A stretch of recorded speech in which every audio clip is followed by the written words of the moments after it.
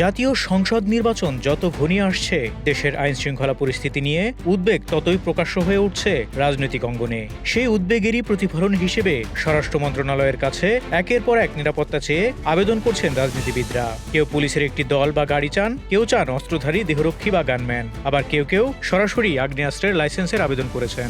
এমনকি নিরাপত্তা ও অস্ত্র দুটি একসঙ্গে চেয়ে আবেদন করা রাজনীতিবিদের সংখ্যাও কম নয়। স্বরাষ্ট্র মন্ত্রণালয় সূত্র জানায়, এখন পর্যন্ত অন্তত 15 জন রাজনীতিবিদের পক্ষ থেকে নিরাপত্তা, গানম্যান অথবা অস্ত্রের লাইসেন্স চেয়ে আবেদন জমা পড়েছে। প্রতিদিনই নতুন নতুন আবেদন আসছে এবং অনেকে নিয়মকানুন জানার জন্য যোগাযোগ করছেন। রাজনীতিবিদদের পাশাপাশি প্রায় 25 জন সরকারি কর্মকর্তাও আগ্নেয়াস্ত্রের লাইসেন্সের জন্য আবেদন করেছেন, যা পরিস্থিতির গভীরতাকেই ইঙ্গিত করে। নিরাপত্তা চাওয়া রাজনীতিবিদদের তালিকায় রয়েছেন বিভিন্ন রাজনৈতিক দলের শীর্ষ ও প্রভাবশালী নেতারা। জামায়াতে ইসলামীর আমির ডাক্তার শফিকুর রহমানের জন্য সার্বক্ষণিক গানম্যান ও বাসভবনের নিরাপত্তায় পোশাকধারী সশস্ত্র পুলিশ মোতায়েনের আবেদন করা হয়েছে।